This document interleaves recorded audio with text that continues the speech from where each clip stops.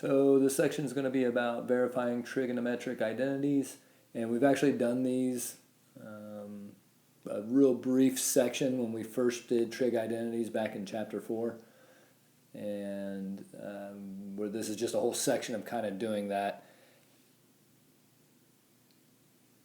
So I'm going to put up the slide with the trig identities here in a second. When you're doing these, I'd keep a finger on that just to, until you have them memorized. But this is basically these are all the instructions that you really get here. And they're all very important, right? Work with one side of the equation at a time. So you're not supposed to be like moving things from one side of the equation to the other. You're just supposed to be using the definitions of the trig identities and substituting in one side. You're welcome to do that on both sides, but you're not really supposed to like solve these as a normal equation. And then it says it's often better to work with a more complicated side first, and that's pretty much true on like most things. It's much easier to take something big and simplify it down to something smaller than going from something small and to expand it out. So that's a good rule of thumb to begin with. You should be looking for factoring, adding fractions, so that means common denominators. This is really the main thing, be substituting stuff in there. The things that go together, you should think about. Sines and cosines, right? Those can make tangents, secants and tangents, right? Because we can cancel things out. This is sine over cosine, and this is 1 over cosine. So, so we can play around with those to get common denominators, things like that.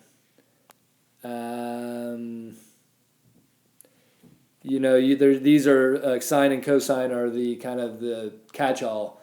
So a lot of times if you change them all to that, then you'll see a lot of patterns emerge. Or, it's easier to think about cosecant as 1 over sine sometimes. And then number 5 I really like a lot, right? Don't just sit there, you got to start messing around with it. You will not get these on the first try necessarily, and that's okay. You're just playing around with them. You're going to hit a lot of dead ends, but it's just, you got to persevere kind of thing. So here they are again. These are the fundamental trig identities. All of these reciprocal identities you should know by heart. These you should know by heart. I would say that when you're thinking of cotangent, this is nice to know, but usually this is the one that you're going to really be playing with. Again, anytime you see a 1 or 1 with a squared or 2 squareds, you should be thinking in this. This is a pretty common one. The cofunction identities should be pretty obvious when you need to use them because usually you start with this side and not this side. But I guess there are times where you would have to be over here and think to come to here, but would be rarer, at least for the problems that you guys are doing. So it should be pretty obvious when you want to use these. And same with the even and odds. It should be pretty obvious when you use those. You can always go from this side to the other side, but usually when you need them, you'll start over here. So either have this slide accessible or find it in your book and keep an eye on these while you're trying these out, because this is the whole thing. Okay, so they really ease you into it. These first few problems on this first section, 1 to 44, aren't horrible. I would definitely keep in mind your Pythagorean identities, and if you're up on it, you can see that the one involving secant squared can be manipulated to look like this, and so then this parentheses after manipulation is the same as tangent squared. So then we would have cotangent squared of y times tangent squared of y. And the one slide I did say don't worry about the cotangent squared being 1 over tangent squared, but if you know that, then it's a real easy step. But I usually think of this as cosine squared y over sine squared y, and then we'd be multiplying this one by sine squared y and cosine squared y. Either way, right, the Either way you want to think about it, these would cancel all out and you would be equal to 1. All right, so here's an example of one that is actually not that difficult, but there's a lot of places to start. And the only difference between you and me is that I've done these before, okay? And I know some of the thoughts of what could happen, but there's really no way to do these without playing around with them. Some things to keep in mind. Firstly, this is not a Pythagorean identity as it is, okay, because this would have to be a plus for that to work. And I said this at the beginning, but you're only messing with one side at a time, so it's worth taking a look over here to see kind of where you're going. We have cosine squared over here, so whatever we do over here needs to have a cosine squared at the end of the process. Having said that, we still need to look at our Pythagorean identities for sure. That would definitely be the first place to start on this because of the squareds. And, I know that my final work over here on the left-hand side is going to have to produce a cosine squared. So I'm not going to mess with this one at all because we already have a cosine squared. But I don't see this one over here. So I'm going to rewrite this using the Pythagorean identity. And I'm going to rewrite it like this. So we're going to leave the cosine squared alone, minus. Now, sine squared, right, if you manipulate that Pythagorean identity a little bit, is the same as 1 minus cosine squared. Okay, so now we can just distribute the negative.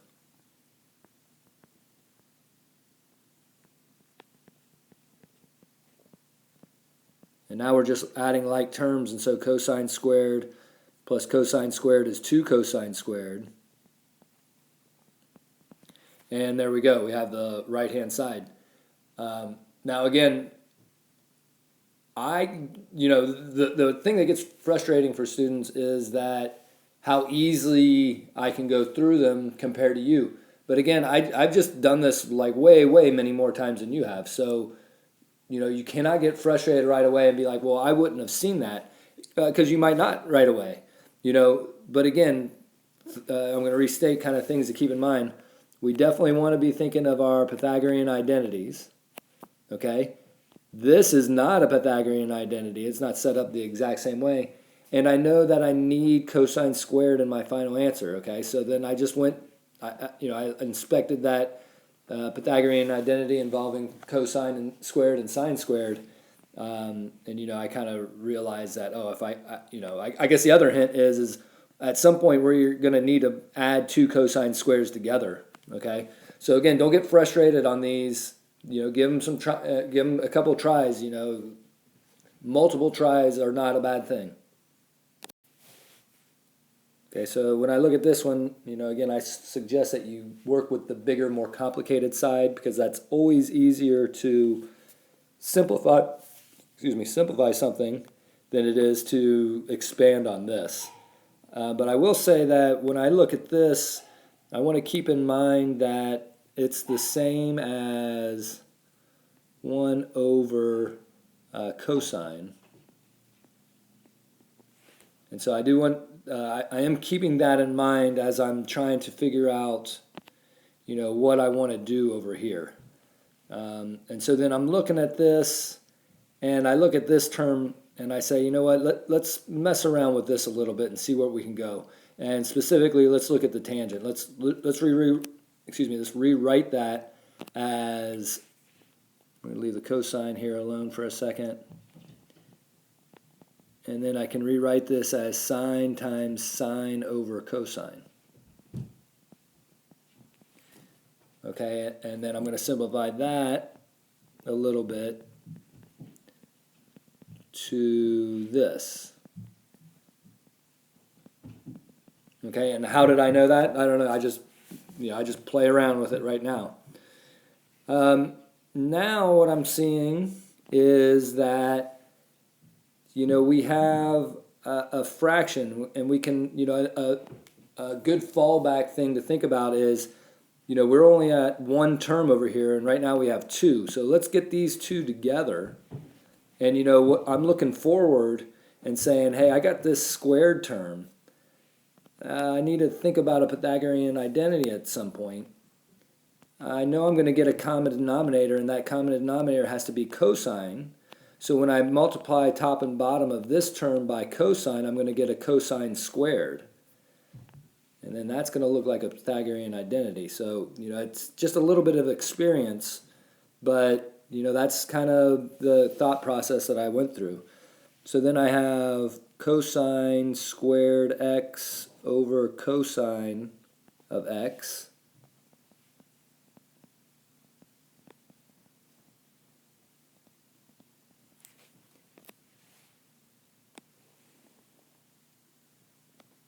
And then I'm going to add those fractions together to get cosine squared of x plus sine squared of x over cosine.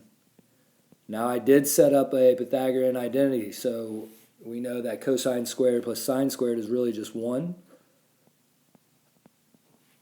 And then 1 over cosine is the same as secant. So again, just a little bit of experience, try some things out. All right, so my handwriting's too big to fit this one all on the screen. But I did want to do this one. This is another technique that they talk about in that first part. And, don't be intimidated by the exponents. But, we are looking for one term. And we do have two terms. And they aren't like terms, so we can't just combine them. But as you look at it, you can notice that both terms have a secant x, tangent of x. And that screams to me to factor. So I'm going to factor out a secant x tangent of x. And what I would have left is a secant to the 6th minus a secant to the 4th. Okay, and that doesn't look too nice, but we're going to do another factoring thing. I see in here that I have 4 secants that I can factor out. And so I'll kind of drag out the steps a little bit. We'll leave this part alone. And now I took out a secant to the 4th, and we would be left with secant squared minus 1. And I'm going to multiply these two together to condense it a little bit. And that would give me secant to the 5th, secant to the 5th x tangent of x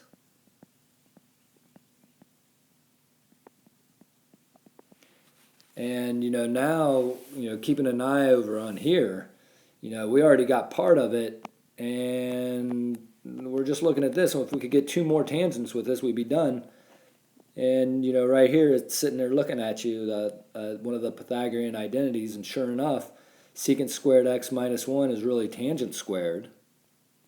So then we would have secant to the 5th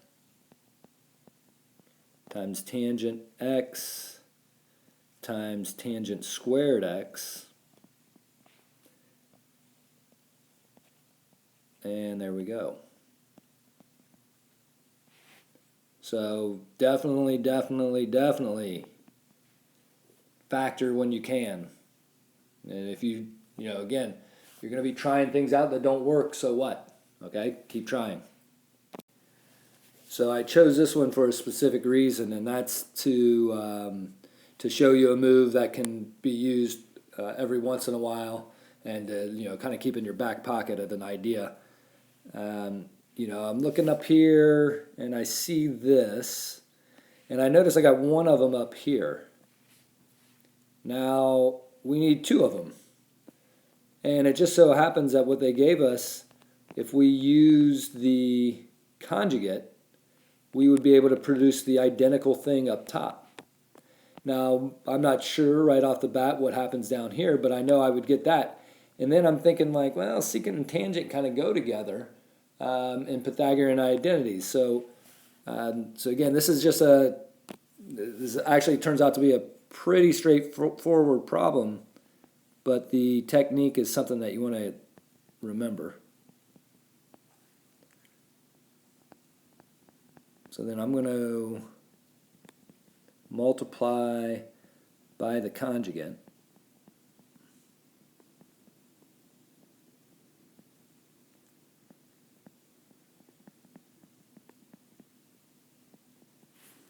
And I'm not going to FOIL out the top because I know that's just going to be secant x plus tangent x quantity squared. And then when I FOIL the denominator, I get secant squared minus tangent squared. Again, please know that I FOILed all this and canceled the middle term, and that's what conjugates do. And then sure enough, the secant squared x minus tangent squared x is equivalent to 1. So there we go.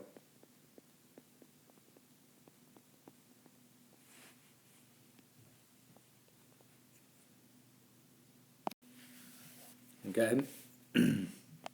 2 terms, 1 term. Let's get these two together. Okay, that means we got to get common denominators. Again, you may not come right out and do it right away, but that's what you want to think about. Our common denominator is going to be cosine times 1 plus sine.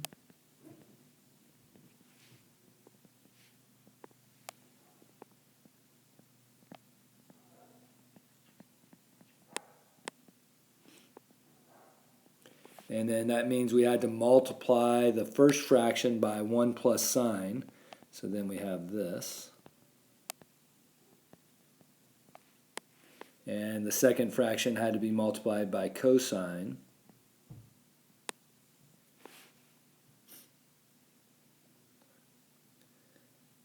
And so that can be written as one fraction now, right? Just this plus this. But that won't get us all the way there, so I am going to write it as one fraction, but at the same time I'm going to FOIL all of that.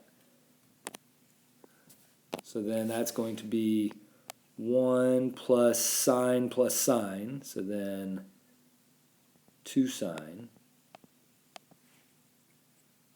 plus sine squared, plus cosine squared.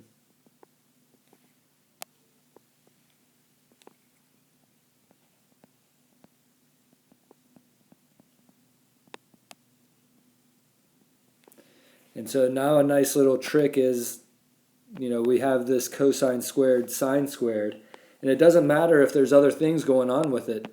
We know these two terms add together to give us 1.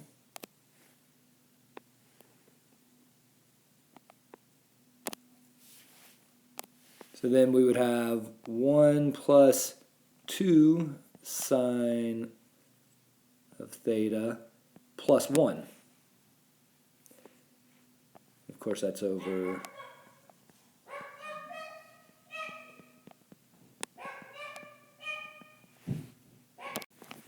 we're going to combine these to get 2 plus 2 sine of theta.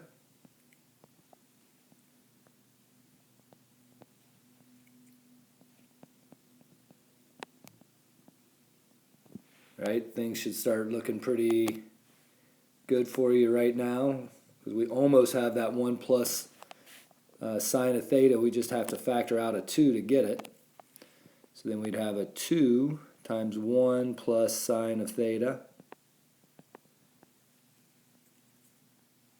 over cosine theta, 1 plus sine of theta. We can cancel the 1 plus sines of theta. We have 2 over cosine of theta. We know that cosine of theta is the same as secant. So now we have 2 times secant of theta.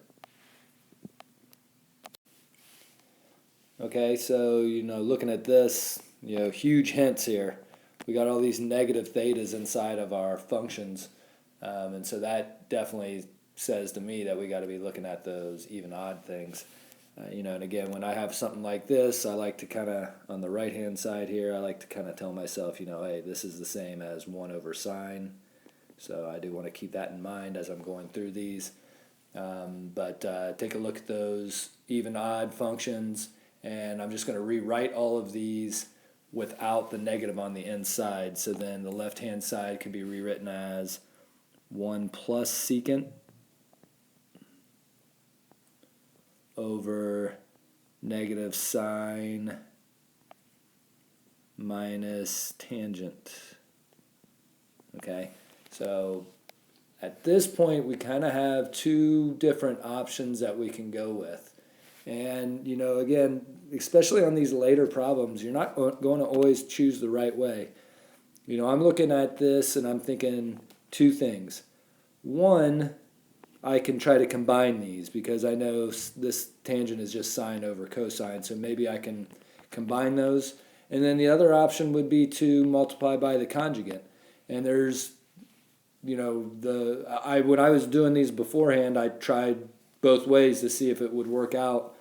When you multiply by the conjugate of this, you basically just get sine squared minus tangent squared, which isn't that much better than this. So the better way to go about this is to combine these 2 terms, and then we can keep, flip, change. Or wait a minute, what do you guys say? Keep, change, flip, I guess it is. But we will just divide by fractions. So there was definitely 2 options to go with there.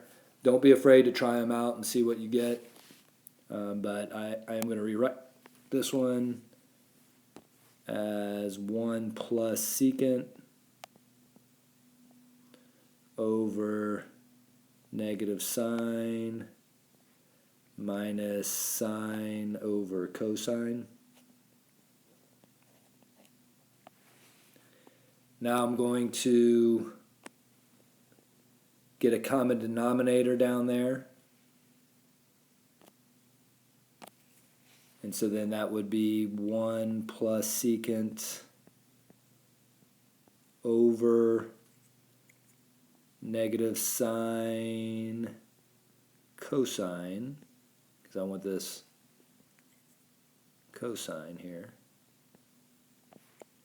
minus that sine theta again, or I'm sorry, sine cosine again, sine over cosine. And so then when we combine those, we would get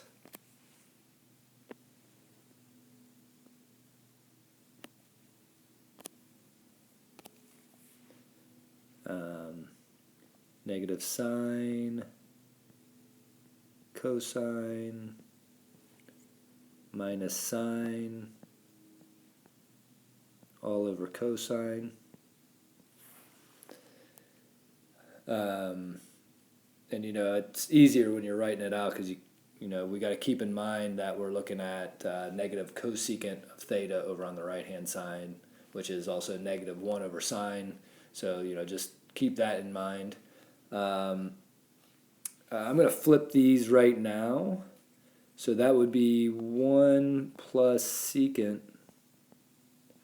times cosine over negative sine cosine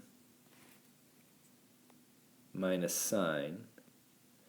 Okay, and so it's not looking hugely good right now, but it's worth keep going in this direction just because I do see that we can do a factoring move down here.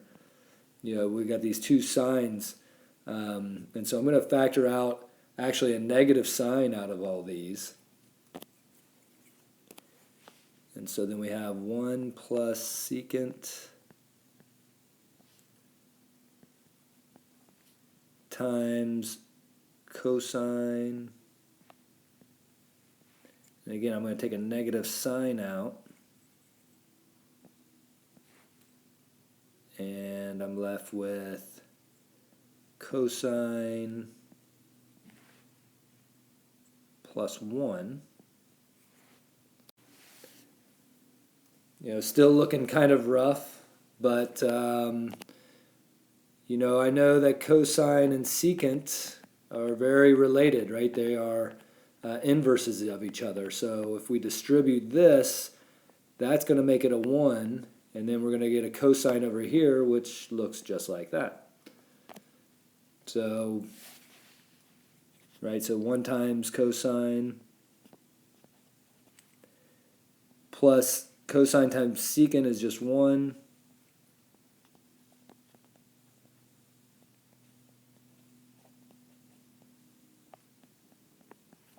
We're able to cancel out the whole cosine plus 1s. And there we go, 1 over negative sine, which is the same as negative cosecant, which is what we wanted.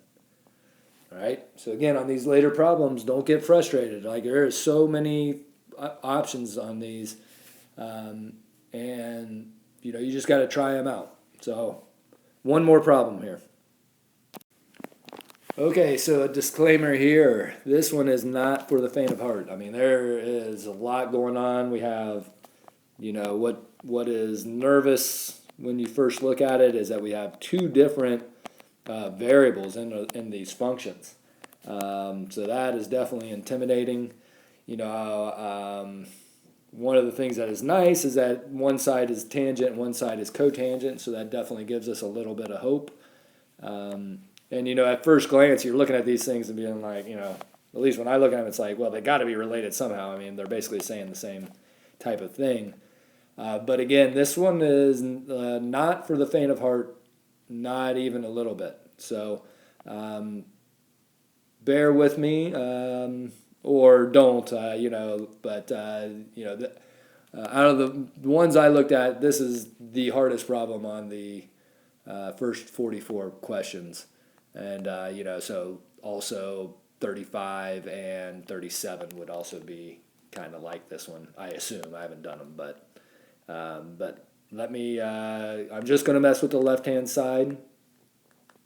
And this is going to be kind of drawn out because of how many things. I'm going to try to keep it condensed down as much as possible. It took me a while to do this one. Okay, I'll say that again. It just took me a while to do this one.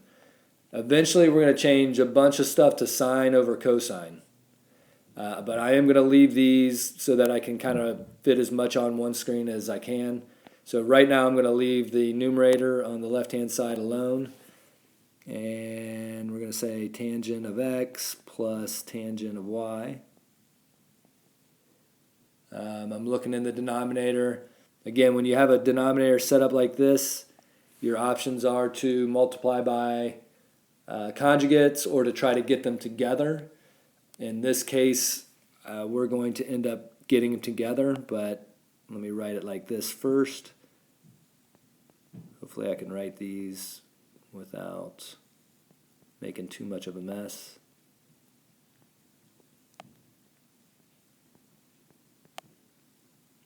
All right, so not a horrible step. I am going to go across, like I said, just to get as much on the screen as I can. So now the whole idea was that I was going to combine the denominator.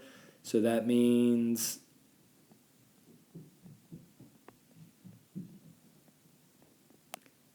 combine the denominators, 2 terms. So that means I need a common denominator over here, so cosine x, cosine y. So then that's going to look like cosine x, cosine y.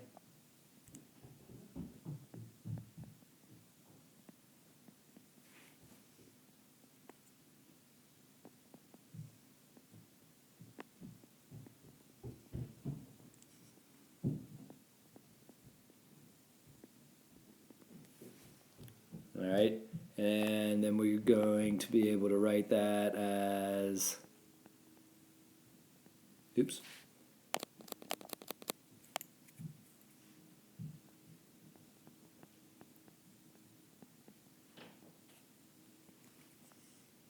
just all of this.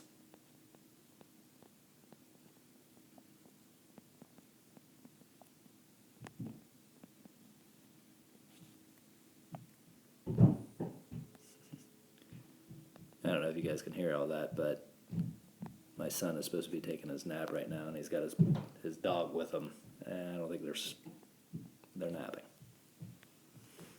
All right. So this looks like a perfect time to do a little keep, change, flip move. I'm going to scroll down here a little bit. Oops.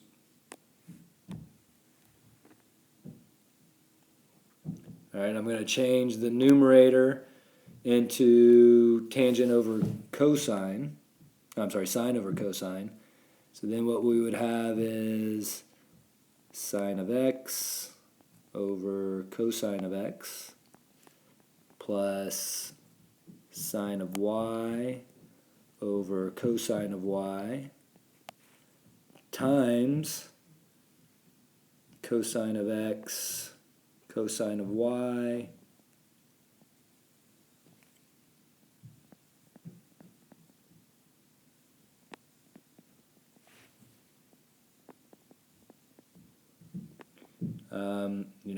and this is a perfect time to kind of say, you got to try something on these. And again, it took me a couple minutes to figure out the proper way to go through this. And at this point, you might be saying, like, this looks awful, and you might think that this is a dead end, but you kind of, with these complicated ones, you really got to keep pushing forward. So now what we're going to do is distribute this term to both of these two terms. And I really am limited on space, so I'm going to kind of describe what's going to happen here so I can actually fit this all on. When we distribute this over here to this first term, this cosine of x is going to cancel. And when I distribute this to here, the cosine of y's are going to cancel. So I'm going to kind of try to do this all in one step to see if I can fit actually everything on. So when we do this one, we're going to be left in the numerator of sine x cosine y, which again, this may seem obnoxious, but it does end up working out. So sine of x cosine of y, the cosines of x's canceled, and so then we're left with cosine x cosine y minus sine x sine y plus, right, the cosine y's cancel, so then we'd have sine y cosine x, still looking awful, I'm sure. Again, these are the same.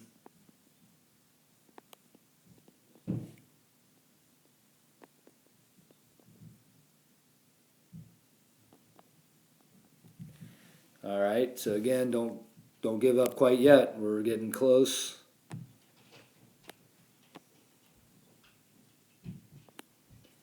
And here's a very interesting move. It looks bad, but again, you got to think about what you're trying to get to. We're trying to get to cotangents now. And what is a cotangent? Well, a cotangent is cosine over sine. So really what's messing us up here is this sine. And so this is going to be a little tricky little move, but sometimes in math you get these little moves that you wouldn't think of, and then you see them, and now you got to keep them in your back pocket to think about them. Again, we want cotangent. So that's cosine over sine. This thing's messing us up. So what I'm going to do is actually factor out a sine x sine y out of this whole denominator. Okay, so like I said, this is a little tricky kind of move here. So I'm going to write it out and then kind of talk about how it happened. But that's what I'm going to do. I'm going to leave, for right now, I'm going to leave sine x cosine y up here. I'm going to factor out a sine x sine y. What happens in this first term is that we actually get, well, let me write it out for you. So then we're going to have cosine x cosine y over sine x sine y minus 1. Okay, and let me do it on the other part of this at the same time, and then I'm going to kind of show you why that worked.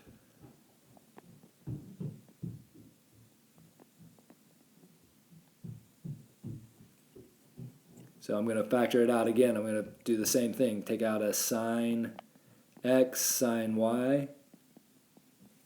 That would leave a cosine x cosine y.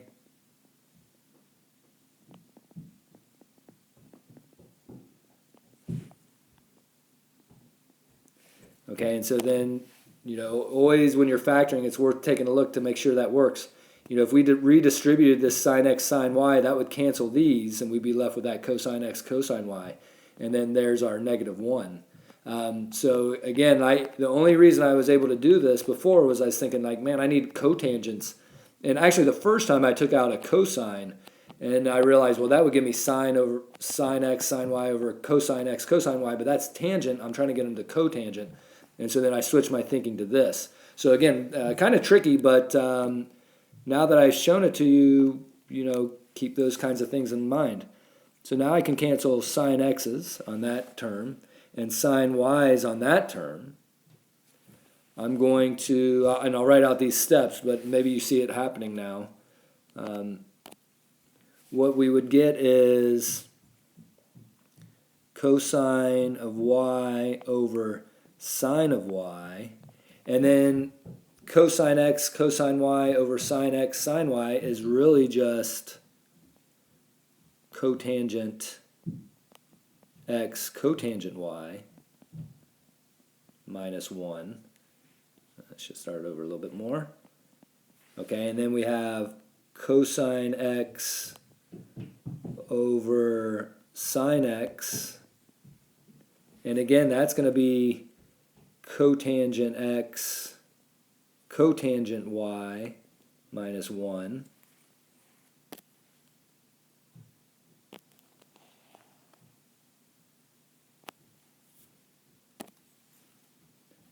And then what I'm going to say is, well, cosine y over sine y is really cotangent y.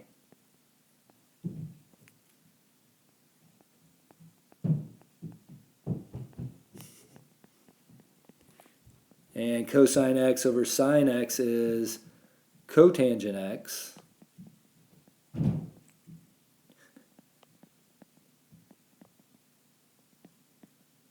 It's a weird way to sleep, I guess. And so now we have a common denominator, and we can rewrite it as what the right-hand side looks like.